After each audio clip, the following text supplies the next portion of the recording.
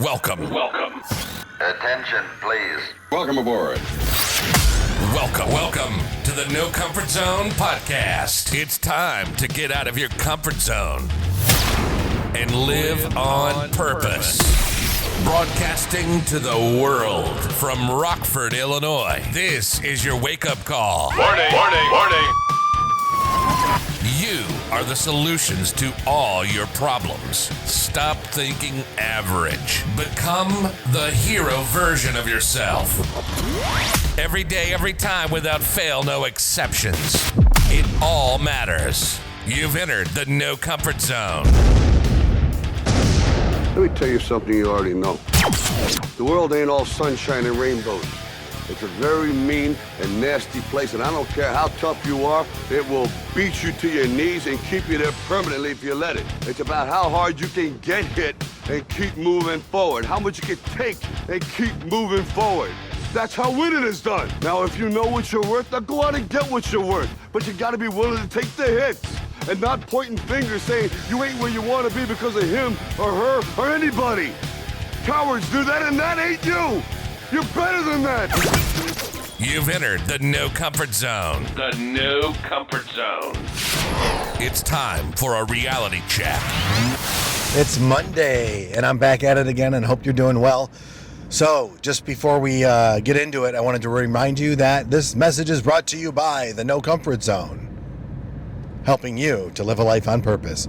So, yeah, my name's Dan, and this is my podcast, and this is where I talk about people getting outside their comfort zone and living a life on purpose. So this weekend I went to, my wife and I, daughter and daughter's boyfriend, went to the BMW Championship at Medina Country Club. Tuesday night, we went to a very exclusive dinner. It was very nice.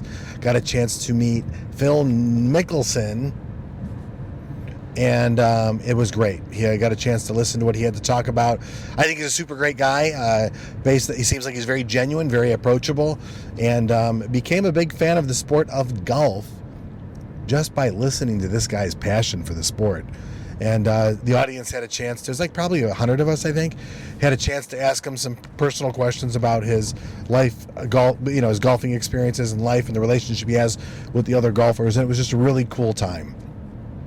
You know, it was one of the coolest things, and I think what he said was this, is that when Tiger Woods came onto the scene, did that hurt his career? And perplexed, he was like, no, it actually helped my career. It kept him away from being complacent.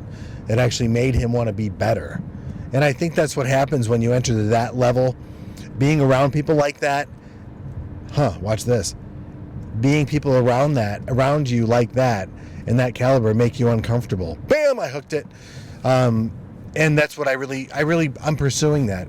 I'm pursuing that every day, every time, without fail, no exceptions, because I believe that being comfortable is like a cancer. And I experience it in my industry all the time. I experience it, or I see other people do it in their relationships and getting comfortable, and they're missing their passion and their purpose. And what they really need to do is get uncomfortable and start living a little bit. So this BMW Championship, and seeing Phil talk about his experience on the PGA, on the tours and the championships, and his experiences and what's important to him, it was great. Just being around that level of athleticism and that greatness, and seeing how the room really, honored him by listening to what he had to say and how passionate he was about the sport. It was just fantastic. So, but Sunday then we had a chance, and we were in the really nice, sponsored by BMW. It was a really cool opportunity to hang around BMW enthusiasts, and it was in the dealer box, and just to really, rub shoulders with people that are in BMW and people that own BMWs, and a lot of BMW stuff going on because it was their championship. But so I'm a people watcher. I check things out, and what was really interesting, and we got all this stuff going on about Phil, who, don't laugh, but I never knew anything about him until this night. I know it's terrible, isn't it? I need to pick up golf. I need to pick up the sport of golf. But what was super cool was when we were at the tournament, walking the grounds and watching the audience and the golfers. Golf is such a kick-ass sport. And here's why it's so great. These golfers are doing their best to become number one in this tournament. and they have the challenges of what they have to deal with and stuff. But what's super cool about this is that these golfers in the audience, no matter who they are or where they're at, everyone's a fan of them doing great. So, like, for example, if a guy's, taking a shot and it's a long putt or whatever, and he misses, everybody, ooh, and the crowd goes, oh. And they're disappointed that he didn't get it. And now let's say Tiger Woods shows up, and Tiger Woods ends up, nailing it. Everybody cheers, but everybody cheers for the other guy as well. It's such a cool thing to witness. And you golfers out there, don't make fun of me. I'm getting into this. I just thought it was such a cool thing how the fans really do appreciate and live in that moment when they succeed, and also, appreciate the fact when a golfer misses a shot, how disappointed the fans are as well. And not because he missed it, but because, hey, the guy missed a shot and he took a shot at it. Thought it was super cool. But so Tiger Woods, when he was on the scene, everybody's following their celebrities around and the athletes around, and it's pretty neat. And the kids getting autographs, and I think the golfers were great, and I think they're great for the sport. But what I think was like the coolest thing that I saw, aside from everybody like really getting into every player doing well, what I saw was Tiger Woods. The level of enthusiasm people were for him being there. Like, you could tell when he was coming down the fairway because there was a massive crowd of people. A massive crowd. I mean, like, crazy. And, as you know, Tiger didn't win the tournament, but just to see that greatness, and people in the stands area where I was at, they put their drinks down, they put their food away, everybody got out of the clubhouse and actually went over to the stands just to see Tiger Woods, who wasn't even winning the tournament. But Tiger's going at it, and Tiger's, I think, going to be one of the absolute, if he's not already, the greatest of all time ever. And maybe he is now, and I don't know, but it sounded to me like there's a couple more tournaments he needs to win, but I could be wrong. But the fact is that, I look at that and go, so that guy's never comfortable. He's an intense person. He's always focused on his end game. He's always focused on the competition, on beating the competition, I should say. He's dominating the market, and that's what his intention is. So I want to ask you this as an audience, as in my audience, as we're growing together. Are you comfortable right now? Have you made a pile of money and you're just sitting on it? Are you comfortable enough where you really add no value to the people around you? Because I don't care what anybody says, Tiger adds a ton of value to the sport. Good, bad, or indifferent, and all of his problems and challenges that he faced personally, the guy's great for the sport. And you know why I know this? Because I saw it. I saw the kids look up to him. I saw the parents admire him. I saw people like me who really don't know much about the game of golf and the sport of golf and the lifestyle of golf, what an impact this person had at the people that were there. It was amazing. And when there's greatness there, do you offer that level of greatness in your home? Do you offer that do you offer that level of greatness at your work and the things that you do? And the answer is probably not. But man, I'm trying. I am trying really hard to be great in a lot of different areas. And I just know this, from a time management standpoint, I think what really comes down to is you don't have to be great all day. You have to aspire to be great. You have to want to experience, great. And I want to be great in a certain area. But man, it's going to be tough to do it all day. But what about 15 minutes? Can I be great in this 15 minutes? I screw up all day long. I'm too hard on this person. I'm too easy on that person. I didn't make an opportunity here. I didn't solve this problem. I didn't make this phone call back in a timely manner. I didn't do this email.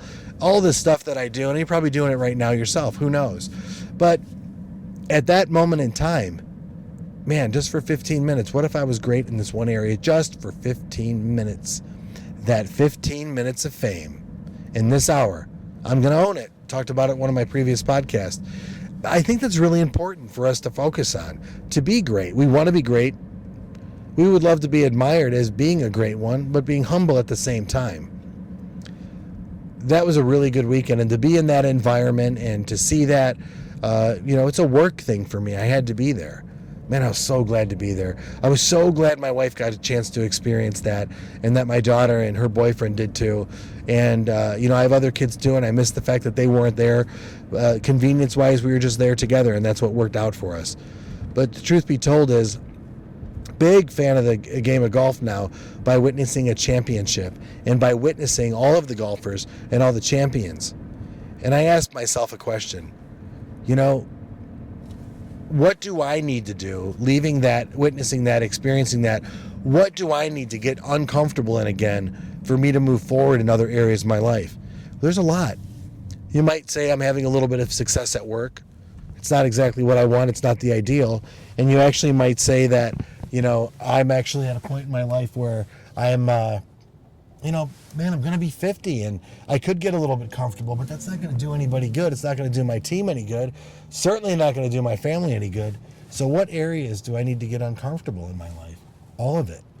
But I don't need to do it all at once. And if you're a guy sitting on the couch and you're thinking to yourself, man, you know what? I was an athlete at one point. I was in the military at one point. Man, I had a lot of passion in my relationship at one point. I used to be a kick-ass employee. I would go to work early, I would stay late, but now you're just kind of cruising because you're in management or you're riding the coattails of the people that you've trained or whatever. Maybe it's time for you to get out of your comfort zone. And I suggest that by maybe going to the nocomfortzone.com and dialing in and saying, man, I want more and I want it now and I'm ready to go. I'm ready to get uncomfortable. And we'll go over the blueprint. Give me your email, download the blueprint. We'll get you through adversity. We'll get you towards goals. We'll wake you up.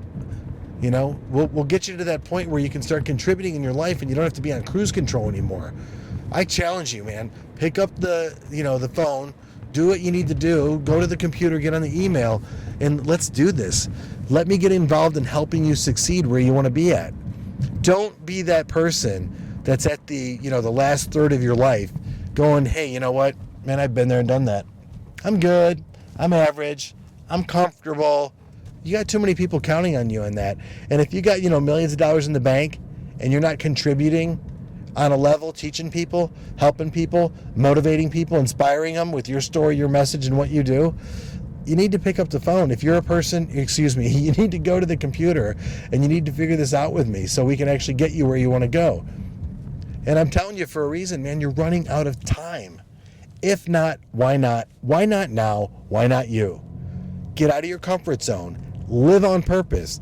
TheNoComfortZone.com or Twitter and Instagram at the No Comfort Zone 1. Let me see if I can actually help you get where you want to go.